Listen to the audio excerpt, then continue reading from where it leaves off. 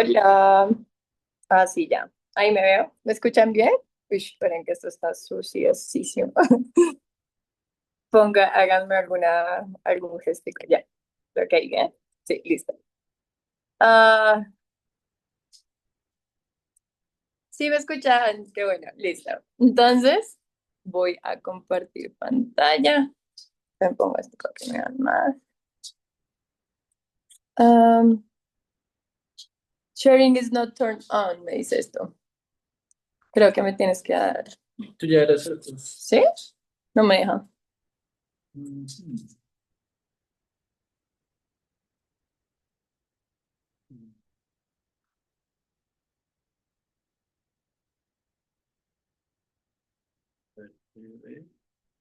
venga, anfitrión. Listo, dale. ¿Ya? A ver. Ahora sí, genial. Listo. Ay, no, mi diapositiva divertida. Ya esperen, esperen, nos adelantamos.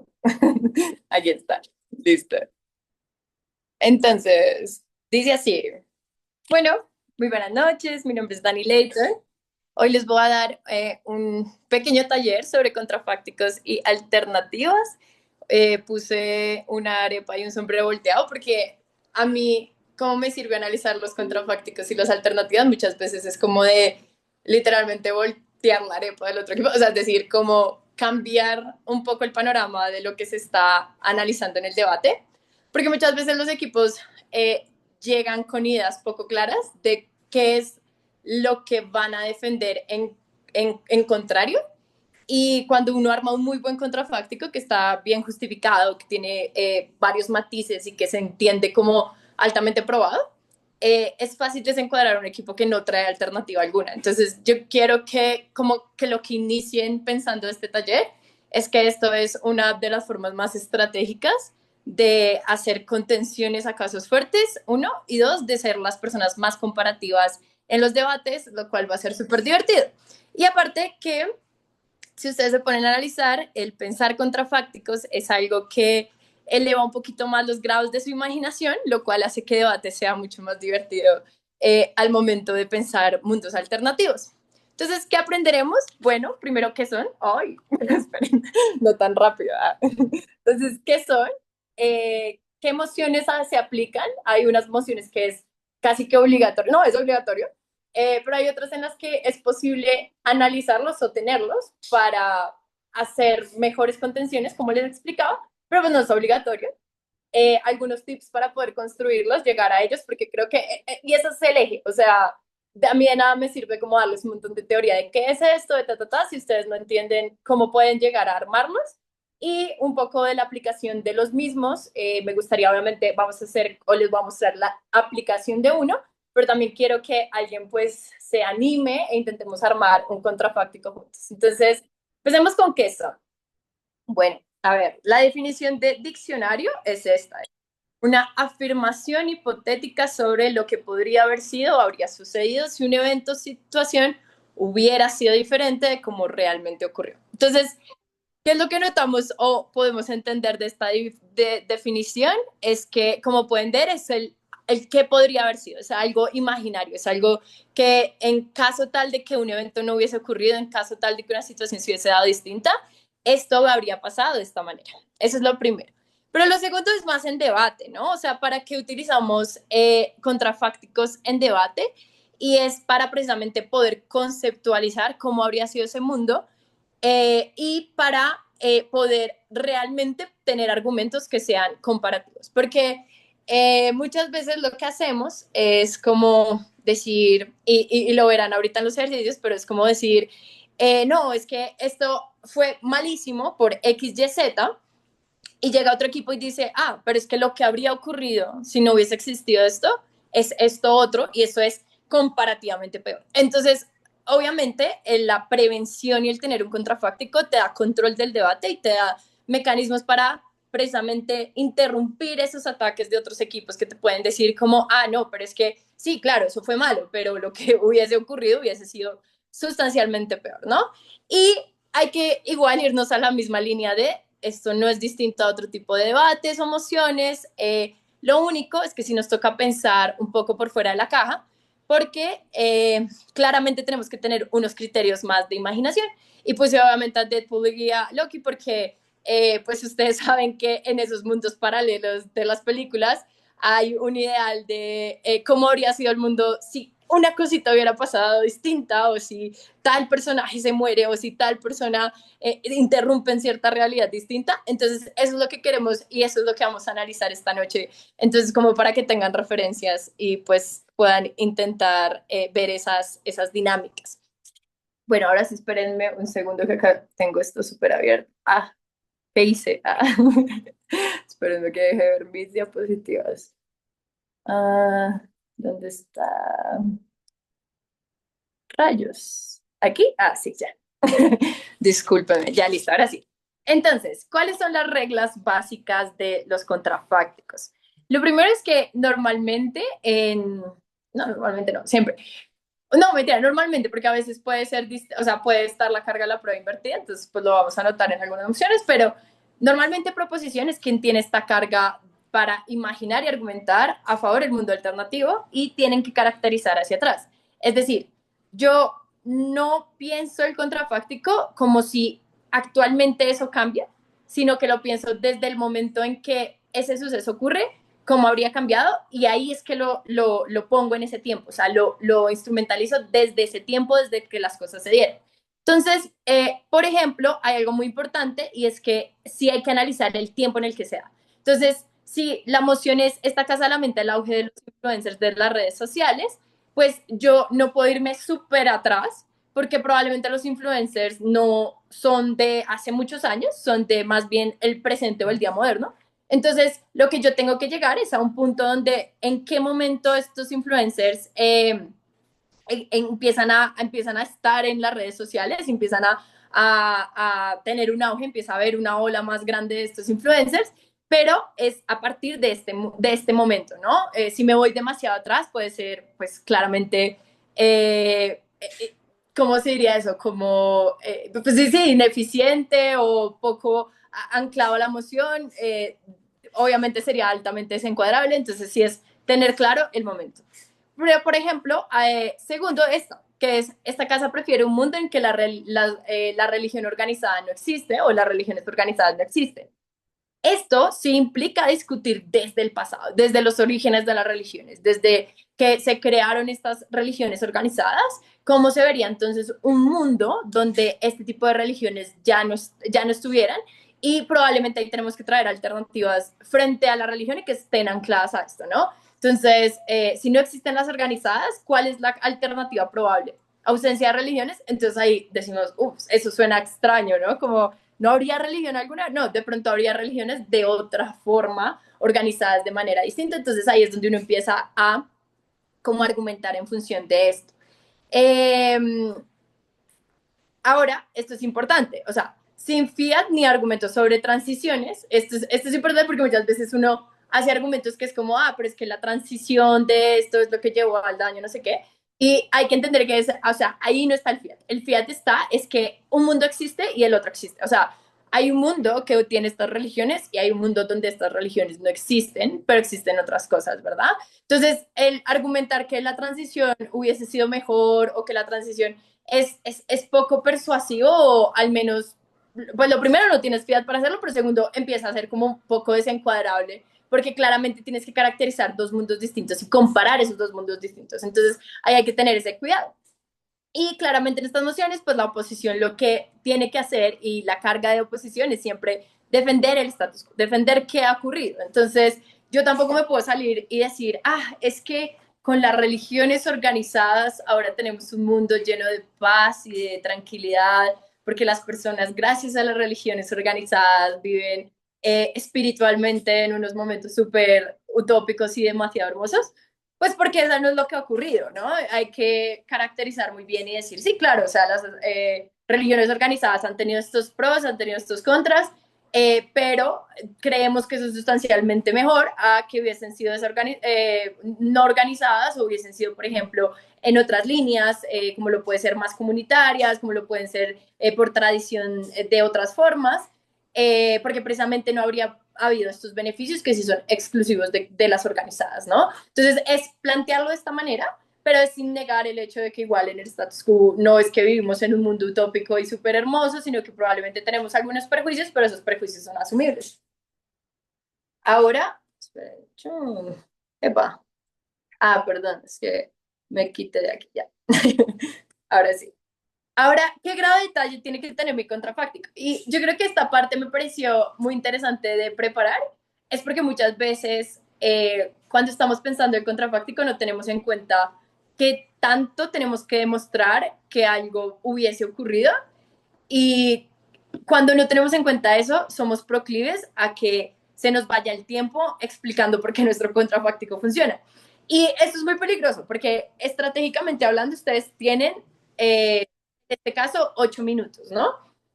8 minutos de los cuales, pues no se les puede ir la mitad en el contrafáctico, porque entonces, ¿dónde queda igual la argumentación? ¿Dónde quedan las otras cosas que igual tienen que hacer en estas mociones?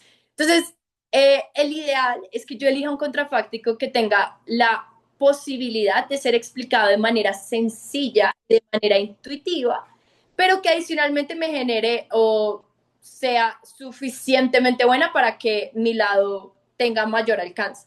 Entonces, ¿cómo explico esto? Por ejemplo, si mi alternativa, bueno, ahorita lo vemos con alguna moción, pero si mi alternativa probablemente es que las instituciones habrían cambiado sustancialmente y habrían sido, no habrían tenido corrupción, la gente habría sido súper pro personas, habrían liderado proyectos de integración social súper grandes.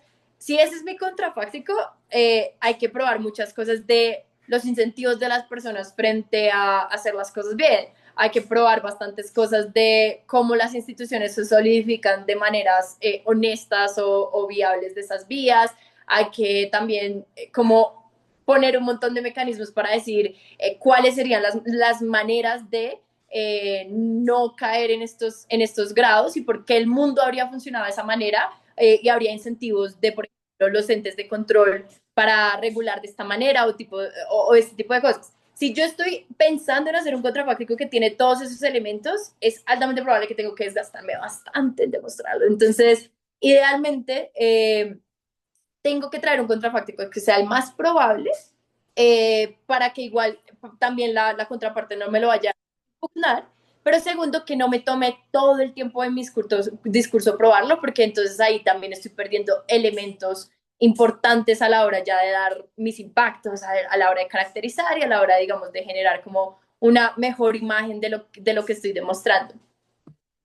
Y la otra cosa es que hay contrafácticos que pueden llegar a sonar triviales o como indiferentes, entonces lo importante ahí es que si lo voy a afirmar, sea caritativo con el otro lado, porque también muchas veces tenemos la tendencia a, como ya les anticipado un poco, y es como a decir, no, es que en el lado de la parte habría ocurrido todo esto malo, habría habido estos daños, las personas habrían actuado de estas maneras, y lo que fácilmente me puede hacer una oposición o un equipo contrario es decirme, no, no, porque hay tres cosas que siguen existiendo en el mundo y en ambos lados habrían existido, y es que la gente es egoísta, es que las instituciones tienen que tener demasiado dinero, lo cual hace que sí o sí las personas se muevan en lógicas de clientelismo o de apoyos. Uy, miren, están rayándolo. Sara Michelle.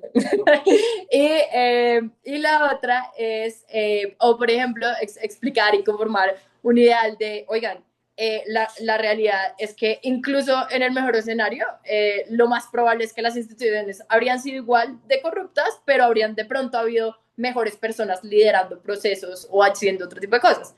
Obviamente ya aquí estoy hablando un poquito en el vacío, pero es algo como para que vean el alcance que pueden tener. ¿Qué tipos de emociones las integran? Y esto es clave porque ustedes se están enfrentando, ya sea porque han debatido antes y varias personas vienen al torneo habiendo debatido desde antes, pero otras están recién ingresando a este torneo sin experiencia previa, ¿no? Entonces, esta es la clave para que cuando se enfrenten a una moción de estas, no les hagan el punto de información matador y les digan, pero es que no tienes contrafáctico, entonces ya vas perdiendo la comparativa porque no te estás comparando con el escenario que yo vengo a traer, por ende, pues sí, o sea, es difícil analizar tu caso. Panel, por favor, ténganlo en cuenta y ahí ya empieza, digamos, esa sugestión de, oh, rayos, olvidé el contrafáctico. Entonces, no. O sea, el clásico error de olvidar el contrafáctico no puede ocurrir porque están teniendo este maravilloso taller. Y digamos, les voy a dar esta explicación básica de los tipos de emociones en los que ocurren. Y la obligatoria y la máxima que claramente tiene que existir es en las de lamentar. Porque las de lamentar, uno solo lamentarse, y siempre tengan en cuenta esto, de algo que ya pasó. O sea, a ver, no sé, veamos. Darwin, Darwin, tienes la mano levantada, ¿quieres decir algo? Cuéntame. Hola, ¿me escuchan? Ahí te escuchamos. Listo, justamente sobre lo que estabas comentando, tengo una pequeña duda y es, siempre en estas mociones de lamentar, obviamente se busca que, digamos, la forma, sobre todo la casa que en este caso no está cayendo en esta situación de por qué, digamos, no se debió hacer lo que se supone que pasó. Uh -huh. Eh, en ese caso, algunos afirman que no es posible caer sobre las causas negativas que llegaron a ello. Es decir, eh, digamos que es complejo comprender que haya a ver cómo explico, que haya una visión hipotética de qué hubiera pasado si esto no se hubiera hecho. Entonces, no sé qué tanto habría ahí un choque o en este caso cómo consolidarlo mejor según lo que estás tratando de comentar, sobre todo justamente en estas mociones de lamentar. Ahí lo vamos a ver bastante en los tips, pero aprovecho que igual hablaste para hacerte una pregunta y es, normalmente cuando uno habla de lamentarse de algo, o sea, cuando tú dices, ah, me lamento de haber hecho, ¿a qué te refieres? O sea, como uno normalmente, ¿qué cosas lamenta? Pues lo que se supone que no hizo bien, ¿no? Exacto, uno lamenta decisiones, uno Sí, lamenta momentos históricos, uno lamenta ciertas elecciones o cosas que se hicieron de cierta forma, ¿no? Siempre lamentamos. exacto. Ya son los eventos, entonces a eso digamos que iba. Se genera entonces un mundo hipotético donde se explica cómo estaríamos si eso no hubiera pasado. Exactamente, exactamente. Ese es el objetivo del contrafáctico y el objetivo del contrafáctico es precisamente poder ser comparativas, porque si yo me lamento de algo, no es en el vacío, no es como yo lamento no haber elegido estudiar una cosa, digamos, yo lamento no haber elegido estudiar, no sé qué, artes, digamos. Eh, ¿Cuál es el contrafáctico? Que había, no, yo lamento haber elegido estudiar Derecho, ¿no? Entonces, ¿cuál habría sido mi contrafáctico? Entonces, probablemente si no hubiese estudiado Derecho, habría estudiado Artes, ¿verdad? Es como ese punto en el cual tomo una decisión o hay un punto de quiebre en el cual yo estoy lamentando una situación que ya ocurrió, pero que me hace plantearme es qué habría ocurrido si no. Entonces, obviamente, y aquí es donde ahí empieza a, digamos, a resolver duda, y es normalmente va muy anclado al fenómeno en específico. Es decir, pues yo sería raro que yo dijera, yo lamento no haber estudiado derecho porque si no hubiese estudiado derecho, a ver, no sé, algo así como medio volado. No sé, habría sido presidenta a los 20 años. O sea, obviamente eso no es lo que habría ocurrido. Probablemente habría estudiado otra cosa o no habría estudiado en lo absoluto. De pronto me habría ido de viaje o habría hecho algún tema en redes o habría hecho alguna alternativa posible, algún mundo posible, pero que está mucho más alineado con que esa decisión hubiese cambiado, pero tampoco puedo como jugar con los elementos de, ah, hubiese sido un cambio extremadamente distinto o demasiado grande, pero tampoco puedo llegar a decir que hubiese sido muy parecido. Y ahí están las líneas, o sea, ahí están las líneas delgadas de armar un buen contrafáctico, que es que no puedo ceder tanto que la alternativa habría sido tan parecida a lo que ya escogí, porque entonces cedo mucho de los posibles impactos que ocurren, pero tampoco puedo decir que era algo súper rebuscado que hubiese ocurrido como de manera rara, ¿no? O sea, como, ¿por qué yo habría llegado a ser presidenta? Pues no tiene sentido, o sea, realmente, o sea, a ver, ¿a qué edad? Y ahí van los elementos, ¿no? Entonces, ¿a qué edad uno toma esas decisiones? ¿A esa edad tenía las capacidades para haber llegado a ello? Probablemente no. ¿A qué otras capacidades habría llegado? Entonces, ahí es donde uno empieza a jugar con esos elementos de realidad retrospectiva, pero a empezar a anclarlo a la posible toma de decisiones o al posible cambio de eventos que pudo haber ocurrido, ¿no? Entonces, súper importante, mociones de la mental y muy constante en mociones de esta casa prefiere un mundo, normalmente de preferir mundos, ¿no? También se pueden dar contrafácticos y alternativas y ocurre porque a veces las mociones explícitamente les traen, por ejemplo, esta casa prefiere o esta casa, por ejemplo, limitaría o prohibiría el uso de tabaco, ¿no? Cosas por ese estilo, que ya les dan como una medida que es por fuera de lo que está ocurriendo en el status quo, pero que ustedes igual tienen que mostrar esa alternativa porque es mejor o protege más. Entonces, digamos, todos los escenarios en los que ustedes tienen que hacer como cambios en algún grado del mundo, pueden utilizar contrafácticos, pueden y tienen que explicar las alternativas y dentro de la misma idea es como, bueno, si no, o sea, por ejemplo, si no prohíbo esto, ¿cuál es la alternativa? La alternativa sería, por ejemplo, regular, o la alternativa sería, ¿cuál sería la alternativa, no? Entonces ahí es donde entramos a tener elementos de control y de juego del debate, donde podemos empezar a entender que este tipo de emociones sí o sí tienes que tener un contrafáctico para hacer la mejor comparativa y el mejor debate posible. Pero lo segundo es que adicionalmente te permite ver cuáles son las cosas exclusivas de tu caso y de tu mundo, porque normalmente para justificar una alternativa tienes que decir en qué se diferencia, ¿no? Porque en qué es distinto que se prohíba que se regule, en qué es distinto que por ejemplo, haya un tipo de religiones a otras, en qué es distinto que se haya elegido a un candidato sobre otro, este tipo de cosas. Y las voy a leer brevemente las mociones para que identifiquemos algunos aspectos que tienen las mismas, ¿no? Entonces, esta casa lamenta el auge de activistas influencers. Por ejemplo, esta moción, si se dan cuenta, es más sobre una circunstancia de auge. Entonces, obviamente, como todas mociones, tiene sus cargas de la prueba, tiene sus elementos, pero entonces, ¿qué hubiese ocurrido si no hubiese habido este auge de activistas influencers? Las preguntas claves. ¿No habrían habido influencers? ¿Cómo habrían sido las activistas?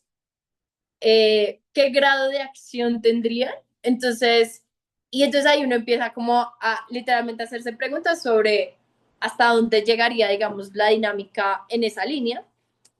Pero la otra es que también es algo un poco narrativo y es a qué se debió el auge, ¿no? O sea, ¿en qué momento ocurre este auge? Y probablemente si ustedes se dan cuenta, ahí siempre hay como un punto de partida, un tipping point que se le dice en debate, y es desde el momento en el que, por ejemplo, hay una expansión grande de las redes sociales y empieza a darse como, por ejemplo, algo monetario o empieza a verse como algo positivo, donde hay narrativas que acompañan que los influencers son las personas que más inciden, que mejor económicamente están, que son las personas que más están cercanas a las poblaciones, etcétera, etcétera. Entonces, si ese auge se da con esta expansión de las redes sociales, con las jóvenes consumiendo más y las activistas empiezan a integrarse dentro de estas líneas, entonces también hay que pensar bueno, si no son activistas influencers, ¿qué otro tipo de influencers habrían? Y por qué este tipo de influencers podrían ser peor o mejor, qué tipo de activismo estaríamos haciendo si no fuese el de influencers. Y ahí yo uno empieza a pensar mucho más clara la comparativa, porque entonces ya tengo con qué compararlo. Es decir, ya no tengo en el vacío que el auge es malo per se, porque obviamente pueden haber argumentos de principio, decir, porque esto ha traído que, no sé, se instrumentalice el dolor, de por qué el activismo ha perdido sentido o se utiliza, es bastante va más en beneficio de las activistas que de las mismas personas que intentan ayudar o cosas por ese estilo, sino de que en ausencia de este auge habría habido de pronto un auge de otro tipo de influencers y este tipo de influencers sustancialmente habrían sido mejor para propósitos de incluso ayudar a las personas que necesariamente de realizar activismo social y de cómo, digamos, el activismo se habría visto de pronto en otras líneas. Probablemente estas personas no habrían aplicado tanto a redes sociales, sino que ahorita, por ejemplo, serían líderes comunitarias, etcétera, etcétera. E incluso ahí toca tener el cuidado de la exclusividad, porque también obviamente en oposición me pueden decir, hey, pero no es exclusivo o no es excluyente, las activistas pueden ser tanto líderes como influencers. Entonces yo ahí tendría que explicar cuál es el costo de oportunidad que tengo de ser líder cuando soy activista, influencer, y por eso, porque normalmente no lo hago, sino que más bien hago apoyos dirigidos a solo un grupo de personas, pero de pronto no me organizo tanto políticamente por ciertos riesgos, no me organizo tanto en términos de comunidad porque me implica mucho tiempo, y pues adicionalmente el ser influencer sí tiene unos costos de tiempo, o sea, unos costos no solo en percepción, sino de tiempo muy altos. Entonces ahí yo empiezo a sacar esa posible contención que me hagan las oposiciones ¿no? Otra de esta casa prefiero un mundo donde las religiones organizadas no existieran. Y esta se me hace linda porque normalmente uno sí, como que, wow, como que tienes que imaginar ese mundo donde no están las religiones. Y, eh, y ahí empezar a ver también como dentro de los puntos de choque que más existen o de los que comúnmente hablamos, como los sociales, los interpersonales, los micro, y así como en cada elemento, cómo estas religiones dejan de existir, qué es lo que la reemplaza, qué es lo que empieza a llenar esas necesidades espirituales. En mi lado de la casa no dejan de existir necesidades espirituales, probablemente sí, pero entonces, ¿quién es la persona que cubre esas necesidades espirituales y cuál es el grado de contención de estas religiones y cómo ese mundo opera? Y aquí lo interesante es que yo creo que sirve mucho, por ejemplo, ver películas de verdad que tienen como estos ideales o estos mundos utópicos o estos mundos alternativos. Obviamente no irse a la utopía, porque lo que les explicaba de que la utopía normalmente suele ser negativa para hacer comparativas, pero sí ver qué elementos cambiaron. Por ejemplo, si yo veo que hay un factor mayormente comunitario, porque ya no tengo tanta jerarquía de la iglesia, entonces utilizar ese elemento como de, mire, la religión no organizada habría funcionado probablemente en un término más colaborativo, habrían sido instituciones que de pronto no habrían tan estipulados los dogmas, habrían tenido este tipo de prácticas, y empiezo a armar, ¿no? Aquí está esta casa lamenta la elección de Claudia Sheinbaum en México. Estas también son muy clásicas, emociones sobre lamentar la elección de algún candidato o lamentar que un candidato haya lanzado en ciertos escenarios. Esta cansa lamenta la percepción de que los soldados son héroes. Y aquí algo súper importante es que también es muy de narrativas. Entonces, por ejemplo, ¿qué actores quedan desprotegidos cuando hay una ausencia de esto, ¿no? Es decir, ¿cuál es la nueva percepción que yo voy a tener? Que los soldados son qué? Que de pronto los soldados son, no sé, instrumentos de la guerra, podría decir yo. ¿Por qué haría ese contrafáctico? ¿Y por qué les parecería, o les parece que es un contrafáctico que funciona o es un contrafáctico que no? ¿Qué creen? A ver, yo veo si hay alguien que se anime. Yo, a ver, Socialmente. ¿sí? ¿Sí me escuchas ahí? Sí, Samara, bueno. De pronto socialmente hemos, bueno, la percepción de los soldados, digamos aquí en Colombia siempre ha sido como que ellos son los que, em, como que, o sea, suena feo decirlo, pero como los que más asesinan, entonces siempre han sido como unas herramientas o juguetes para la guerra y no muchos lo ven como héroes. Ok, entonces yo creo que hay, exacto, o sea, yo lo que digo de probablemente la percepción de que los soldados son instrumentos de guerra, digamos, que es como una que se parece a lo que estás mencionando, sería una que sería probable que la gente hubiese tenido en cuenta, porque probablemente iría acompañada de narrativas. eh, a ver, ¿y en qué momento nace esta percepción, no?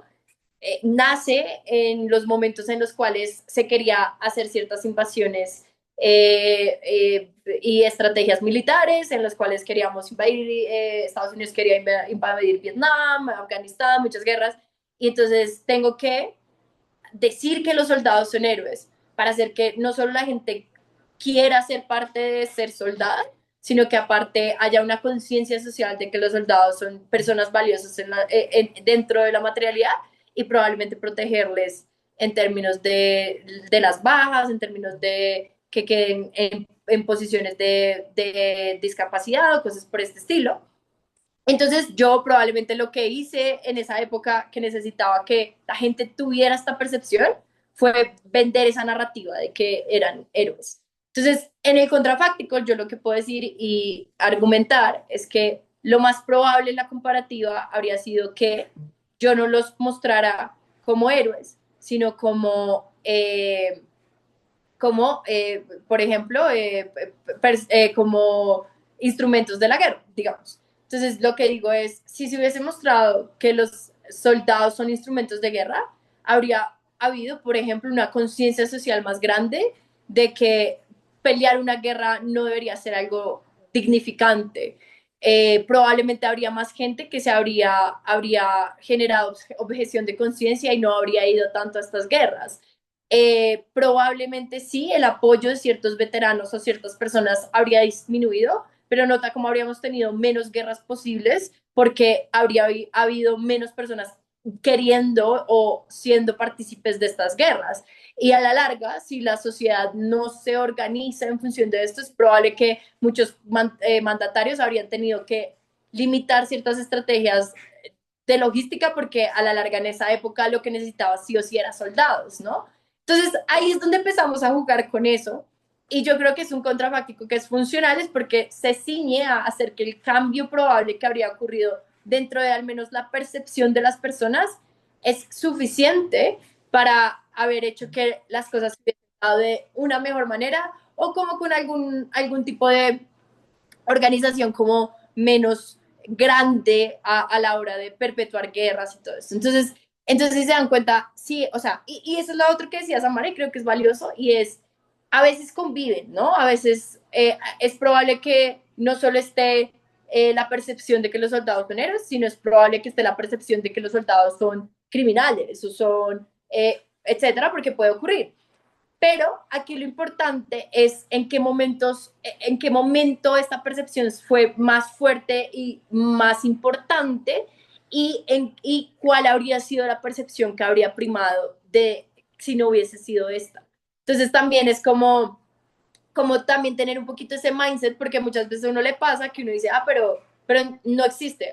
También, como dice, pero esa percepción ya no existe. Esa percepción ahora es súper distinta, ¿no?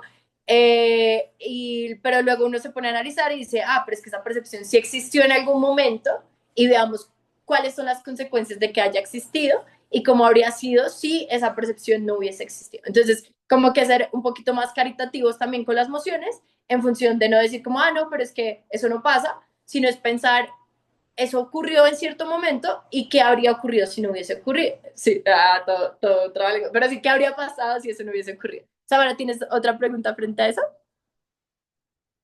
No, era como para decir que, digamos, que a los soldados se les percibiría como héroes, pero, o sea, en contra sería como que invisibiliza los crímenes y convertiría como la violencia en un símbolo de orgullo. Pero igualmente, digamos, para muchas familias, pues los soldados son un símbolo muy que representan sacrificios y memoria. Y pues Ujú. también negarles ese reconocimiento sería quitarle como una parte de la historia de cada país.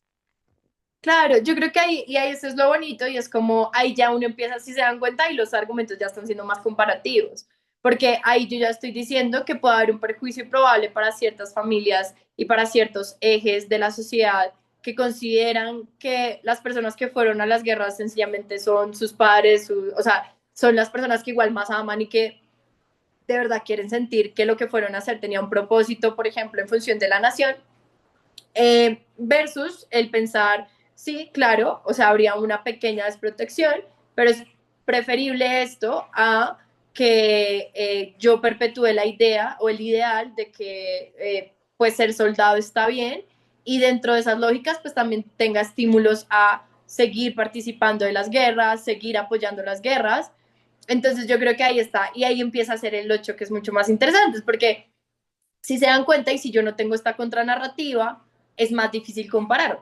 O sea, es mucho más difícil yo solo decir la percepción de que los soldados son héroes está mal por esto, esto y lo otro, versus decir en contraposición habría sido esta percepción y esta percepción tiene estos beneficios porque me hubiese permitido limitar un poco los alcances de las guerras o me hubiese permitido al menos hacer que sociedades fueran más conscientes de ciertos actos en las guerras como el derecho internacional humanitario, como lo es el no, digamos, tener como estímulos a cuántas bajas tuviste, cosas por ese estilo. Creo que eso entonces ahí empieza a calar más dentro de la mente de las personas juezas.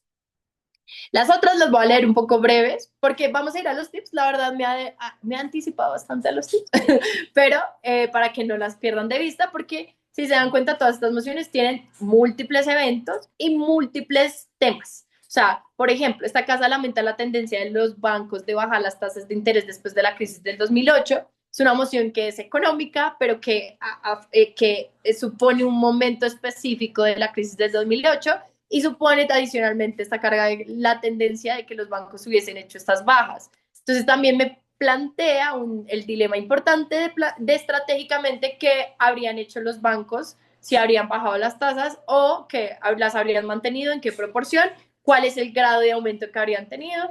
Y yo creo que hay un debate espectacular sobre esta moción, que de verdad es como la estrategia es muy clara en decir por qué gradualmente habrían subido a unos niveles que hubiesen sido los óptimos, pero adicionalmente el por qué mantenerlas tan bajas fue lo que originó también varios daños dentro y afectaciones a la economía más en la actualidad, ¿no? Entonces, como que ahí es donde uno empieza a ver que sí hay ciertos casos o circunstancias que pueden determinar el flujo de ciertas consecuencias y ahí entonces uno empieza a armar un caso mucho más estratégico. Aquí estas que también van muy de la mano de movimientos sociales, que van muy de la mano de narrativas. Por ejemplo, esta casa lamenta el dominio ideológico de la izquierda en el movimiento feminista. Esta tiene unas particularidades, luego la analizamos, y esta casa prefiere un mundo en el que la gente crea en el determinismo sobre uno en el que la gente cree en el libre albedrío. También, si se dan cuenta, a veces el contrafáctico es, pues claro, o sea, es bastante explícito, eh, pero sí me implica a tener como un criterio importante de análisis de mundos, y es que cómo funciona un mundo donde la gente cree más en el determinismo y cómo funciona un mundo en el que la gente cree más en el libre albedrío. Si nos damos cuenta, ¿cuál es la que se parece más al mundo a hoy? O sea, ¿cuál creen que estamos más inclinados a tener? O sea, y yo creo que conviven, sí, pero ¿cuál creen que es la que hoy en día nosotros, este es el mundo que opera? A ver,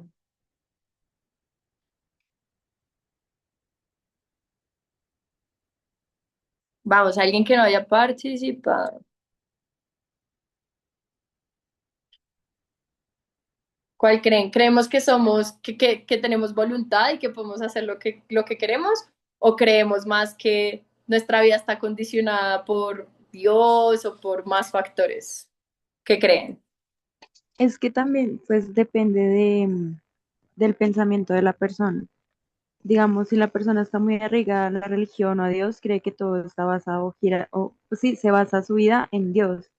Pero una persona que no tenga ese mismo pensamiento, pues tiene el libre albedrío de elegir las decisiones que él quiera tomar, valga la redundancia. Sí, Pero pues también siento que en un país no tenemos un libre albedrío porque siempre hay un Estado que nos controla. claro, o sea, está muy ligado a nuestras percepciones internas, pero y de hecho es interesante porque las religiones tienen ambas vías, ¿no? Muchas dicen que lo que Dios dio fue el libre albedrío y tus decisiones son como lo que hace que tú, sí, como que puedas amplificar tu toma de decisiones y hacen que estés más cercano a Dios, pero tú al final decides. Y hay otras que dicen que no, Dios planeó una vida y un camino perfecto para ti y así. Y ambas, es verdad, existen, pero entonces ahora es pensar cómo funciona un mundo en el cual la mayoría, sí, la mayoría de gente, o no, toda la gente, en este caso, porque es un mundo, cree en esto de esta manera, y cómo funciona un mundo en el que las personas creen en esto de esta otra manera. Y ahí en la construcción de mundos es bien interesante, porque como ahí hablamos desde el principio de los tiempos, entonces yo puedo establecer, digamos, como ya más caracterizaciones de esto, cómo funciona. Entonces, si la gente cree que su vida está programada de estas maneras, probablemente tiene este tipo de dinámicas en las que lo que intenta es acceder a cómo es que su vida funciona. Entonces, empieza a mirar sus habilidades, empieza a mirar qué pasa cuando las personas se equivocan. Entonces empiezan a decir, bueno, me equivoqué, pero no importa porque esa equivocación me va a igual a dar la vida que yo tengo planeada y la vida que existe para mí, entonces no es tan grave, versus de pronto en el libre albedrío, que si me equivoco, probablemente es una situación de responsabilidad mayor sobre mí y creo que ya alteré mis posibilidades de un mejor futuro, de muchas cosas, entonces ahí uno empieza a jugar, es como muy hacia el factor interno de cómo las personas pueden pensar en términos de esto, pero también empieza uno a ver cómo los mundos funcionan. Las instituciones probablemente cambien, ¿no? Las religiones cambian, las maneras de elegir ciertas relaciones afectivas cambian. Entonces es muy bonito y valioso porque uno dice como, wow, ¿cómo cambian, no? Entonces, ¿cómo funcionan estas personas en la materialidad y cómo funcionaríamos como una comunidad que se basa en esto? Y entonces ahí es bastante interesante. Ahora, aquí los tips, la verdad, voy a intentar ser breve porque me he anticipado un poco a decírselos, pero es para que los tengan mega claros. Siempre trabajar hacia atrás. Entonces, hay que empezar con los impactos actuales y de manera gradual identificar distintos factores que contribuyeron a que eso ocurriera. La primera pregunta que yo ya se las hacía y se las mencionaba en algunos casos. ¿Cuándo ocurrió? ¿Por qué algo ocurrió? ¿Cómo era antes de que esto ocurriera? Y esta pregunta es clave, ¿no? Porque ahí es donde estamos viendo cuál es el cambio marginal que esto generó o qué fue lo que hizo este fenómeno y qué fue lo que cambió en la realidad, cómo hizo que esta realidad ahora ocurra. Y desde ahí, a partir de estas preguntas, es que tenemos ese punto inicial. Ahora, cuando ya elegimos nuestro punto inicial de cuándo ocurrió, por qué ocurrió, pero principalmente cuándo ocurrió, ahí se tiene uno que empezar a reimaginar la historia. Si las cosas fueron diferentes en oposición de la emoción, ¿qué habría pasado entonces? ¿Cuáles impactos ya no tendríamos? ¿Tendríamos sociedades organizadas o no serían sociedades organizadas? ¿Tendríamos creencias fuertes o creencias débiles? Tendríamos, y entonces ahí esas preguntas sustanciales que nos hacen pensar en cómo sería este nuevo mundo, ¿no? Ahora, identifica lo que es constante. Hay cosas que no son mutuamente excluyentes. Hay cosas que van a existir en ambos lados del debate sin importar que nos lamentemos de que algo ocurra. Entonces aquí lo que tenemos que establecer es o nos sirve para ver el alcance de lo que trata el debate y probablemente evitar que, por ejemplo, nos digan como sí, ese impacto también hubiese ocurrido, porque si no hubiese existido eso, habría existido igual el incentivo de X e igual se habría, por ejemplo, en el caso de los soldados. Entonces, claro, la narrativa de la percepción de héroes no habría existido, pero probablemente la narrativa pro guerra sí, porque igual los estados tenían bastantes incentivos geopolíticos y económicos para perpetuar o maxificar, bueno, ¿cómo se diría? Bueno, no sé, me estoy inventando una palabra, pero a expandir los efectos de la guerra. Entonces, ¿en qué grado eso no habría cambiado? Por ende, igual las personas habrían estado incluso más obligadas a ir a las guerras y de hecho no habrían tenido el beneficio de que se sintieran resguardadas en esta idea de que estaban siendo heroicas o de que estaban haciendo un bien para las demás personas. Entonces ahí es donde yo empiezo a establecer, bueno, cuál es el grado literal o cuál es lo que no deja o no cambia en la materialidad y por qué ese cambio que no deja de existir no lleva a probablemente el impacto que yo quería prevenir. Porque si mi impacto era que iba a proteger a más gente de la guerra, pues probablemente tengo que lidiar con la idea de que igual había suficientes capacidades de los estados para obligar o para querer seguir siendo partícipes en ciertas guerras. Entonces ahí es donde yo empiezo a mirar, de pronto el contrafáctico no deba ser, o mi impacto no deba ser que la gente hubiese participado menos de guerras, sino que probablemente no habríamos invisibilizado tanto los daños que habían o que hay en torno a las guerras, como lo pueden ser los crímenes de guerra, como lo pueden ser las violaciones humanitarias que han habido, etcétera, etcétera, ¿no? Y entre más se argumente que hubiera sido distinto, más asunciones se realizan y más esfuerzo tienes que realizar de decir que el mundo habría sido de esta otra manera en comparativa.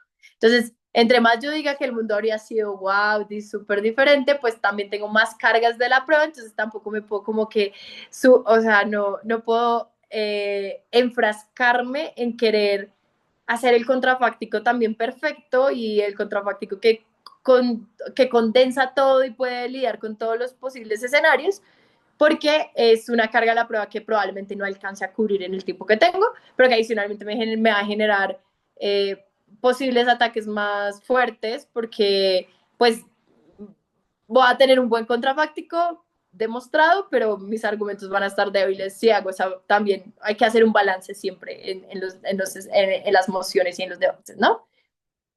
El contrafáctico se tiene que basar en cómo caracterizas mecanismos e instituciones que permiten la manifestación de esta historia alternativa. ¿A qué nos referimos con esto? Y es, estamos aquí buscando a los pilotos de estos cambios y lo exclusivo de cómo cambiaron el mundo.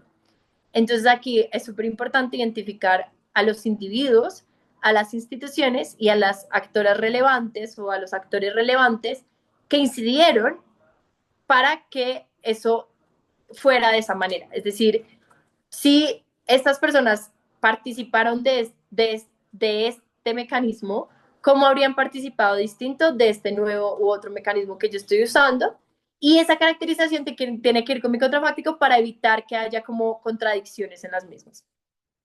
Y los mecanismos son un punto de anclaje que me permite identificar realmente los cambios. Es algo que me permite ver realmente cuál es el grado de cambio que hubiesen tenido los actores, qué actores se desprotegerían, qué personas que antes habían sido beneficiadas por esa alternativa ahora están despriorizadas de esa alternativa. Entonces, y ahí es donde yo puedo, por ejemplo, matizar los perjuicios.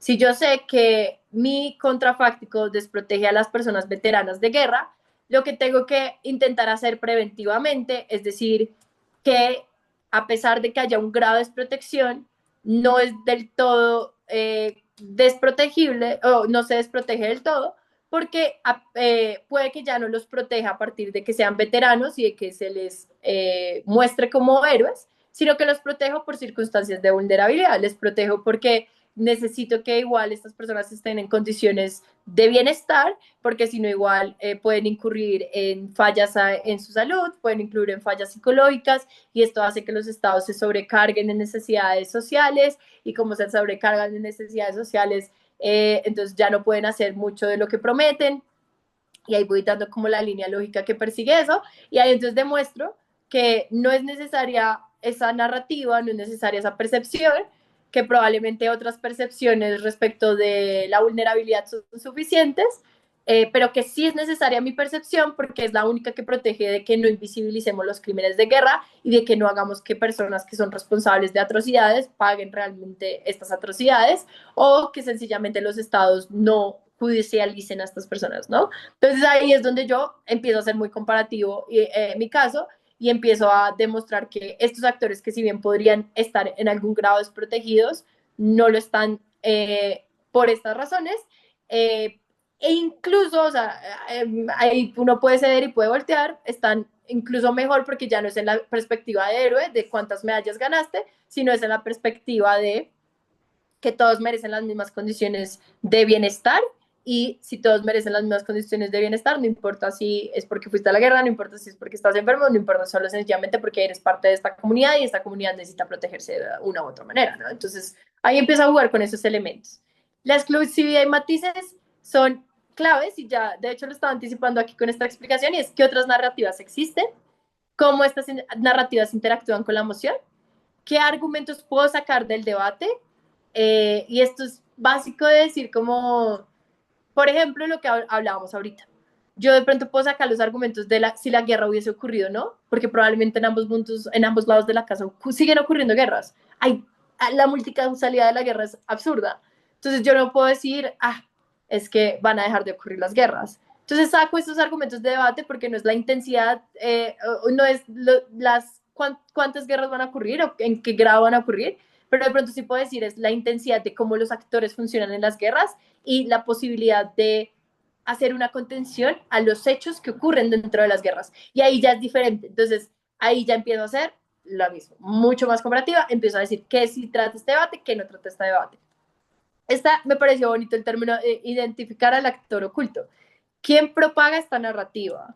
¿Por qué? ¿Cómo es probable que actúen en su ausencia? Entonces yo ya les daba como los ejemplos de, normalmente el Estado es el que, por ejemplo, pone narrativas, pero no solo es el Estado, también son los medios de comunicación, también pueden ser las instituciones religiosas, también pueden ser las familias. Entonces yo hago como un análisis de quiénes son las personas que están propagando esto y cómo actuarían si este mensaje no existe. ¿Qué otro mensaje tendrían estas personas diferente al que están transmitiendo en este momento? Entonces, preguntas claves que se van a tener que hacer y que creo que son estratégicas y muy buenas para todos sus debates, obviamente especial en esta de contrafácticos. Y como les explicaba, ¿qué grupo de personas es particularmente propenso a suscribirse a esta narrativa y por qué? Aquí, a ver, suscribirse, pero es más a quién le llega más esta narrativa, a quién afecta más esta narrativa. Como ustedes decían, probablemente si estamos hablando de soldados o de héroes, pues claramente el actor directo es a las personas que son soldadas, pero también a sus familias, ¿no? También a la sociedad en su conjunto en algunos grados, porque es como la sociedad interpreta los hechos de guerra y los actos de guerra. Pero ¿quién es como el que más compra esta narrativa? Pues sí, pues probablemente las familias, probablemente ciertos organismos del gobierno, probablemente. Entonces ahí yo empiezo a jugar realmente cómo estas personas funcionan. Y para que no se nos pierda el horizonte, siempre hay que seguir la misma línea de construcción de los casos en la generalidad, que es hacer el problema o encuadre, porque el problema surge, el plantear los análisis, mecanismos, el impacto y la ponderación. Pero entonces, ¿dónde va el contrafáctico? ¿Ustedes dónde creen que iría? En el análisis de los mecanismos del cambio. El contrafáctico va inicialmente en el encuadre, idealmente, para que yo pueda hacer la comparativa. Bye. Pero sí, aquí en el análisis y los mecanismos del cambio es el cómo la alternativa cambia las circunstancias. Y ahí es cuando llegó el impacto. Pero para yo, digamos, entrar de una al debate con una comparativa clara y entrar de manera más estratégica, desde el problema y desde el encuadre, yo tengo que decir cuál habría sido la alternativa. Entonces yo digo, miren, el problema que ocurre y el por qué no deberíamos tener esta percepción es porque hemos generado que las personas invisibilicen los actos de estas personas en las guerras.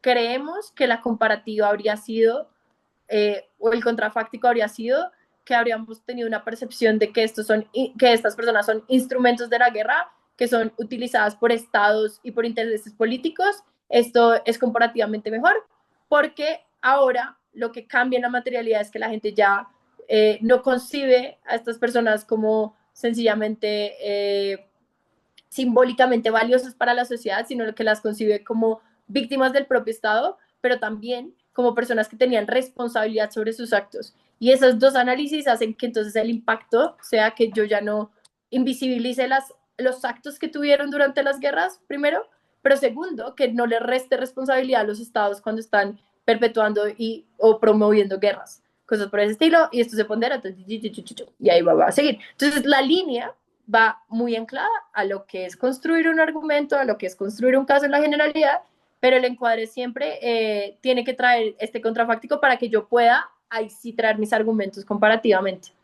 Y hay mociones específicas y genéricas. Aquí, bueno, yo ya les ponía el análisis de, no es que mi mundo vaya a ser todo color de rosas y el mundo de la contraparte vaya a ser horrible. Probablemente ambos tengamos perjuicios, probablemente ambos tengamos beneficios. Eso siempre, el debate funciona de esa manera. No hay como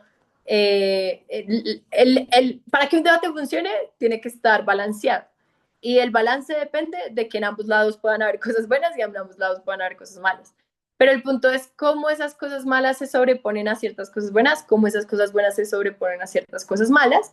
Y es ser caritativo, es lo que les decía. Sí, o sea, creo que la comparativa no es algo súper exagerado y súper raro y completamente poco, ¿cómo se dice? Como posible o probable, sino más bien algo probable. Y aquí está este maravilloso ejemplo de, a ver, esta casa lamenta la selección de Joe Biden como candidato demócrata para las elecciones de 2020. ¿Qué se hizo en esta moción y cómo entonces se elige el contrafáctico? Identificamos el momento. ¿En qué momento y qué estaba ocurriendo en Estados Unidos para elegir a Joe Biden? Entonces, Joe Biden fue elegido en una ola de temor de que Trump ganara la reelección si los demócratas se alineaban con el centro. Este miedo y esta idea de que igual habría ganado Trump habría existido en ambos lados de la casa. Entonces, si se dan cuenta, y yo ya hice un análisis de esto igual habría pasado, habríamos tenido el mismo miedo, pero siempre hubo una compensación entre perder la izquierda energizada frente al centro moderado. Si la otra facción hubiera ganado, lo más probable es que hubiéramos tenido a Bernie Sanders. Entonces, ¿cuál era el contrafáctico aquí? Probablemente era un candidato que era no tampoco, o sea, no dentro del marco, o sea, no habría sido un candidato como dentro de las lógicas de Trump, no, probablemente habría sido un candidato igualmente en algunos grados moderado, pero ¿cuál es lo comparativamente distinto, lo exclusivo? Y es que Joe Biden, y aquí es como, aquí está medio ponderando el ejercicio de caracterización que les decía, y es, Joe Biden como individuo es algo trivial. La estructura subyacente del Partido Demócrata de la nominación a quien pueda atraer a los donantes más significativos y ganar la mayor cantidad de ciudades. Lo que significaba que el Partido Demócrata siempre está sesgado hacia los moderados. Aquí lo que se hace es hacer como un contexto de que no, o sea, es indiferente, o sea, y aquí es el análisis de actores que les decía. Joe Biden habría sido indiferente a que las personas demócratas hubiesen donado o ganado ciertos grados de las ciudades que ya tenían, porque siempre las personas votantes demócratas tienen un sesgo a las personas moderadas. Ergo, no habríamos elegido a alguien completamente radical o completamente dentro de los estímulos, ¿no?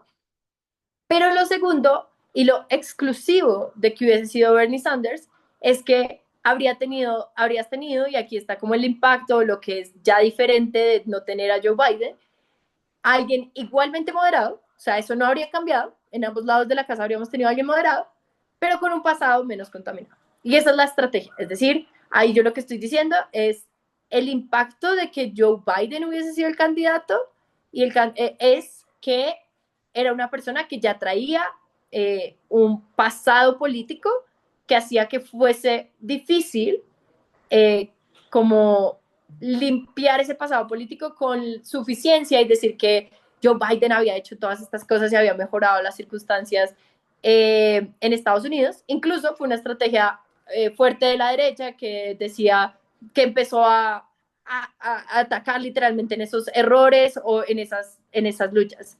Ay, yo sé, ya termino. En mi defensa, ya voy cerrando. Entonces, aquí lo que empezamos a interpretar y a ver y ya hacer el análisis final es que habríamos tenido un impacto, un beneficio que sí era exclusivo de este nuevo candidato y es que ya este ataque de lo que él había hecho políticamente hablando como presidente o de lo que los aciertos o desaciertos no existían, sino más bien se podía levantar o se podía mostrar de una mejor manera a este candidato porque podía como tener un pasado limpio, podía decidir todas las posibilidades que iba a hacer este candidato diferentes a las que habría hecho Joe Biden. De pronto habría sido una campaña mucho más justa o habría dado unos márgenes de ganancias más altos que las que se tuvo con Biden, ¿no? De pronto no habrían ganado, eso puede ser práctico, pero uno podría decir como aún sin haber ganado, este candidato me habría permitido haber obtenido mayor mayor agencia sobre nuevos candidatos o masas grises en algunos sectores electorales, y esto me habría dado posibilidades de tener más facilidades de hacer ciertas políticas. Entonces, como que también es jugar con ese impacto de que, o sea, de pronto no se habría cambiado completamente el mundo, pero habría sido sustancialmente mejor. Bueno, aquí quería que hiciéramos una aplicación de ellos, pero igual creo que tangencialmente las fuimos haciendo durante el taller. Ya, entonces sí, Samara, si tienes la pregunta, igual, entonces cuéntame, ¿cuál es tu duda? No, no era como una pregunta, sino como una respuesta a la anterior opción, de como que Estados Unidos tendría un modelo diferente de ahora, a pesar de que hubiera tenido, o sea, el candidato hubiera sido tildado de esos. ¿El candidato qué? ¿Qué pena? Hubiera sido tildado de socialista. Ah, bueno, pero ahí, mira, por ejemplo, y eso es importante analizarlo, y es, o sea, y eso no ocurriría en ambos lados, es decir, probablemente, o sea, es porque, y ese es un juego igual de encuadre, de mirar cuál es el pasado, o cuál es el pasado, la línea ideológica del candidato, pero si yo estoy ya neutralizando y diciendo que esta es una moderada, probablemente ese análisis no ocurriera o ocurriera solo frente a la derecha. Es decir, la derecha siempre diría, ah, este candidato es socialista, este candidato es un candidato izquierda que lo que va a hacer es estos daños, pero era indiferente del candidato que fuera.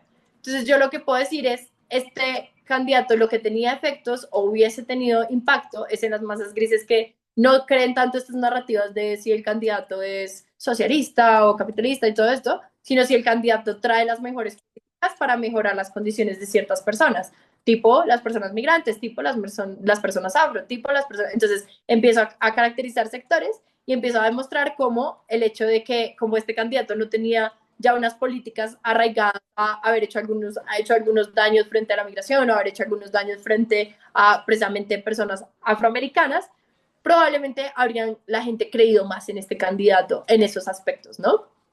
Entonces yo ahí es donde uno empieza a jugar con esas caracterizaciones de a quiénes que llegaría más el mensaje, a quiénes no. Y bueno, ese sería el taller. Espero les sea muy útil. Yo creo que lo importante es que se hagan las preguntas correctas, que tengan alta imaginación, que vean películas, no, pero sí que vean como panoramas y se pregunten ustedes mismos como qué habría pasado si no, y que lleguen con su contrafáctico, que lo intenten justificar al máximo porque eso es súper importante. Y bueno, ya terminamos por hoy. Espero les haya gustado y nos vemos en el torneo prontamente. Adiós.